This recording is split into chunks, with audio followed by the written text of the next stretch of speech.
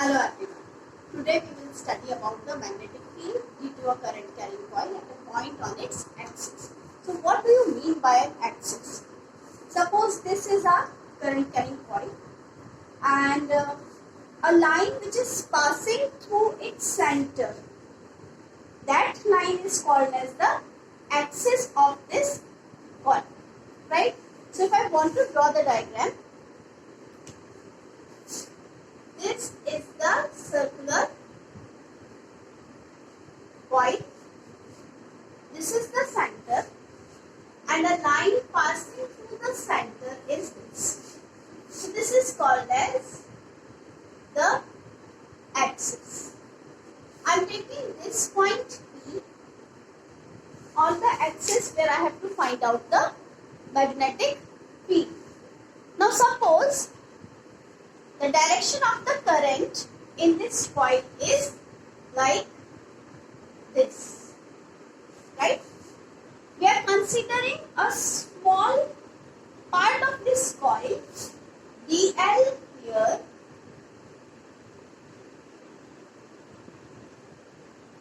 which we are calling as current element. Just recall the case when we discussed about the Biot-Savart law, that if you have a current carrying wire, then the small part of this wire, this is called as current carrying element, or in short, the current element. In Biot-Savart law, when we calculated the magnetic field at point P, this was the distance r of this point. Theta is the angle between this point P and the current element. Then the formula for the magnetic field according to Biot-Savart law is mu naught upon 4 pi I dl sin theta upon r square. This is one form. If I want to write in vector form, I can write down the value of this dv vector, mu naught upon 4 pi, right? I dl cross r vector. Why I am talking about dl vector? Because this is considered along the direction of current, upon r cube. That means the magnetic field is perpendicular to the plane containing dl and r, right? Now, if I am considering this as dl vector, then for this dl, the distance of this point will be this. So, I am taking this distance as small r, and this radius I am marking by capital R, right? Now, we know that magnetic field will be perpendicular to dl and r, right? So, that means our magnetic field will be perpendicular to this also. So, this will be our magnetic field vector. I have to shift this point here, right? Moreover, if we look at the angle between dl and r, right? Suppose this dl is here and this point is very far away on this axial line. So you can consider that the angle between dl and r is 90 degrees. So if I put this angle in Biot-Savart law as 90 degrees, what will be the case? I am writing here that if here angle between dl and r is 90 degrees, so what will be the magnetic field due to this current element? So from 1, what will be the value? This will be mu naught upon 4 pi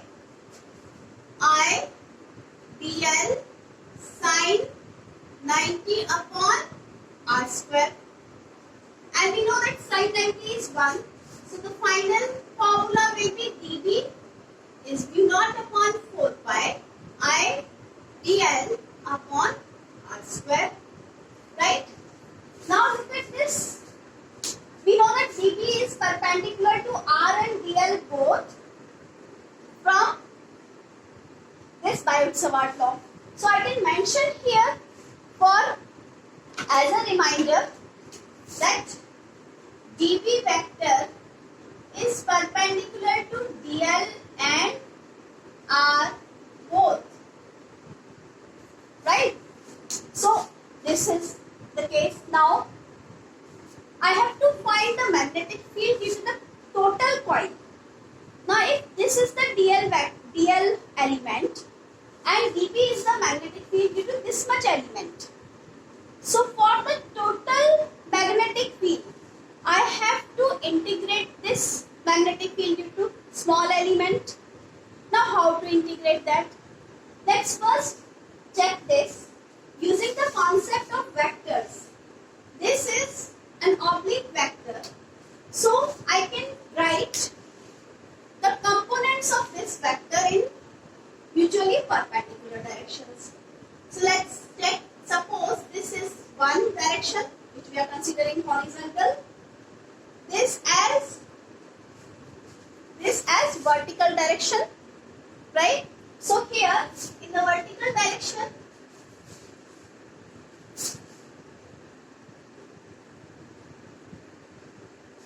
right? So here suppose the angle between this dB vector and the vertical direction is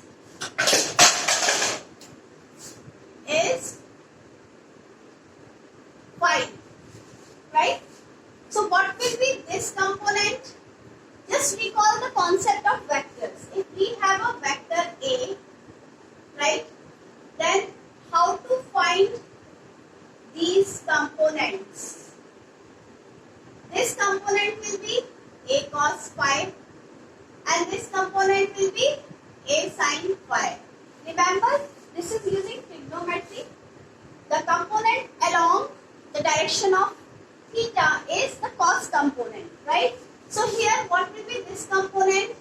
This will be dB cos phi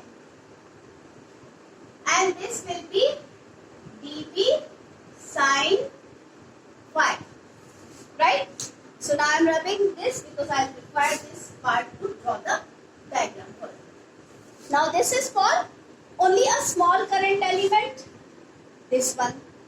Now suppose let's take another current element which is diametrically opposite. So if I take another element here, this is dl. So for this will be same, right? And it will have a magnetic field again in perpendicular direction to this. Here this was perpendicular, right? So this is dB. Rest of the things are same, so the value of dB will be same with this element also since the element is equal. Now it will have this component which will be dB cos phi again. Yes, because everything else is same, so the symmetrical magnetic field will be there.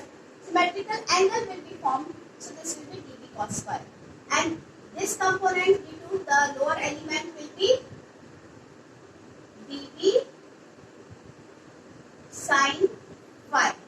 Now I have just shown only diametrically opposite DL elements.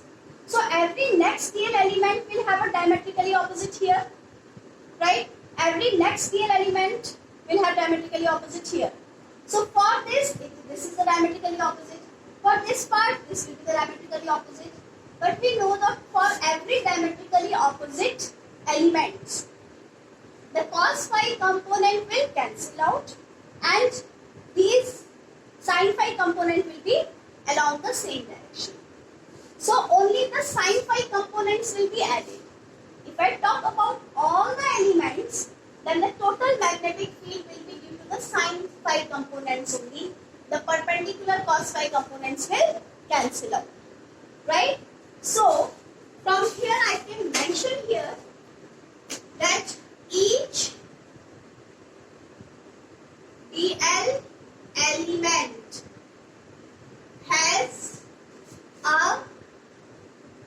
diametrically opposite real element for which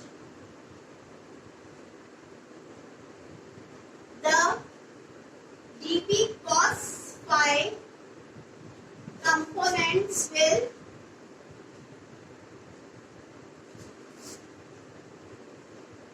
cancel out,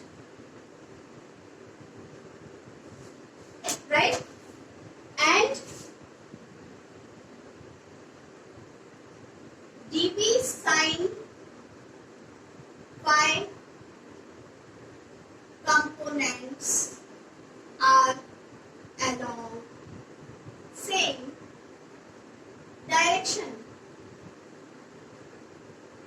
right? So for total ring, the magnetic field will be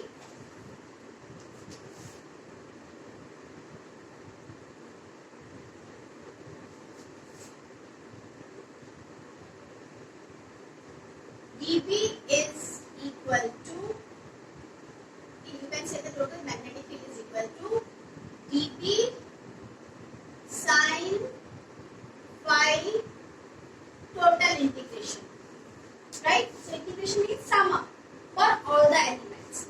Now let's put the value from 2. This I am marking as 3. So from 2 in 3. In this step I am simply putting the value. So dB is what? Mu naught upon 4 pi I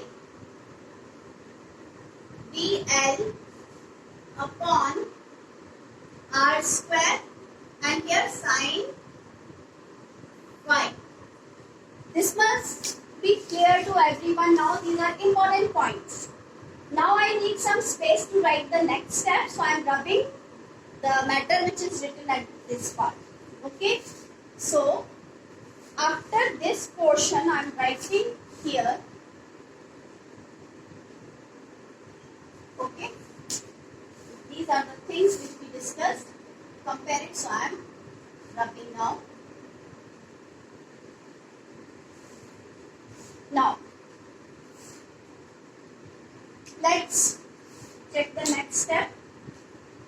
Magnetic field is equal to, whatever is constant can be taken outside the integral sign, right? So what is constant here? Mu naught upon 4 pi, so I can write mu naught upon 4 pi here. Current is constant, so I can write I also outside the integral sign. Distance of point P, this R is constant, so I can write this also outside. Now what remains inside is dl and sin phi. So this sin phi will also be constant, so I can keep this sin phi here. This phi angle will also be constant. Why it will be constant? Because the angle between two lines is equal to the angle between their perpendiculars. Now look at the diagram. This is vertical line. So this is vertical line, so this is perpendicular to this vertical line. Right? We know that this is perpendicular to this, so if I am talking about this, so this is perpendicular to this line. We know that angle between two lines is equal to angle between their perpendiculars. We have studied this. So that means this angle will also be phi. So that's why I can take this will be fixed angle. We know that this point P is fixed.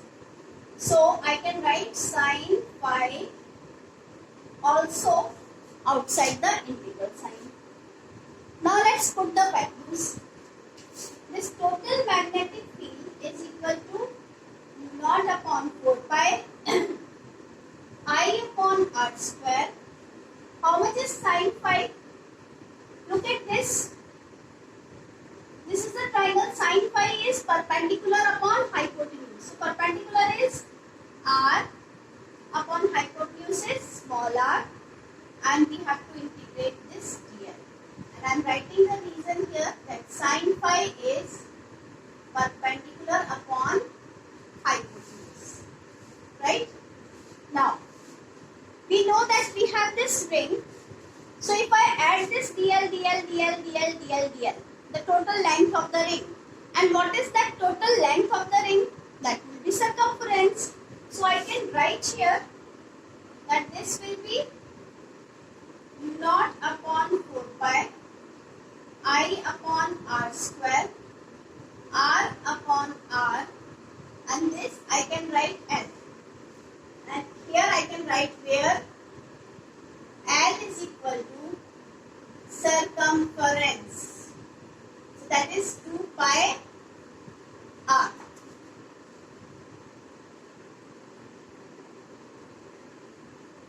Right? So B is equal to mu naught upon 4 pi I r upon r cube, and this is 2 pi r. Right? Now I am rubbing the right side of the board.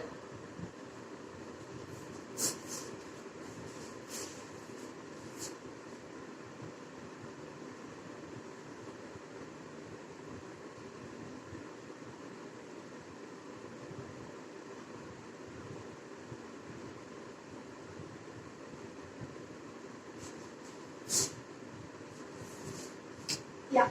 So what is our magnetic field now? Magnetic field is mu naught upon 4 pi into 2 pi r square upon r cube. Yeah. Let's find the value of r cube. Using Pythagoras theorem, you can write this value of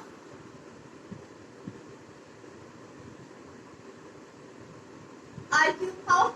We know that r square is equal to capital R square plus, if I know that this distance is x between the center and the point P. So this distance between the center and the point P is x. So this is r is r square plus x square to the power 1 by 2. Yeah. So this I am marking as equation 3, and this I am marking as 4. So from 4 in 3, I can put the value. This magnetic field is equal to, this is cancelled. So this is mu naught upon 2, right? And I think I have left I over here. This is I also. Mu naught upon 2 I r square upon r square plus x square to the power 1 by 2 to the power 3. This is 1 by 2, and we know that this r has a power of 3, so I can write down this in the power. So what will be the next step? This will be mu naught upon 2 I r square upon r square plus x square to the power 3 by 2. You have to remember this direct formula also. You will use this later on, right? Now, if I take the cases, I'll take the cases here. This is actually the final form where I'll be converting it into the cases.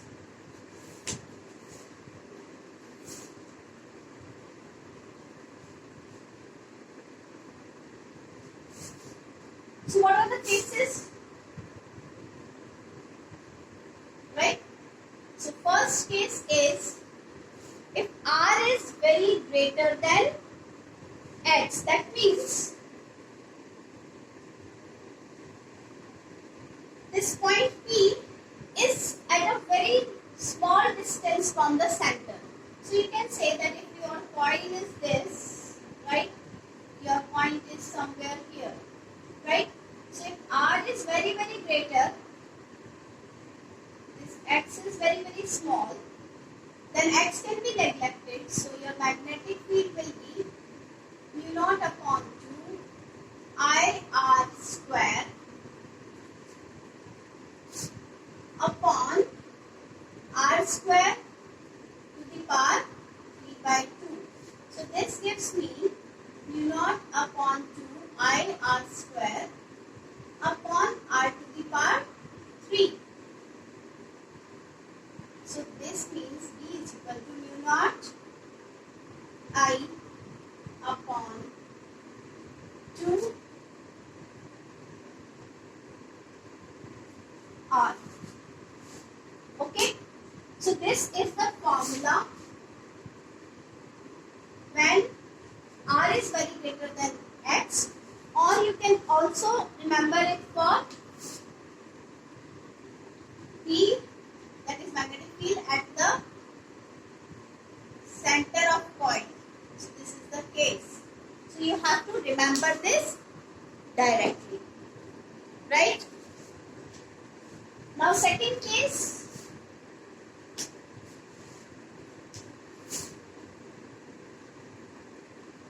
If X is very greater than R, then what will you do?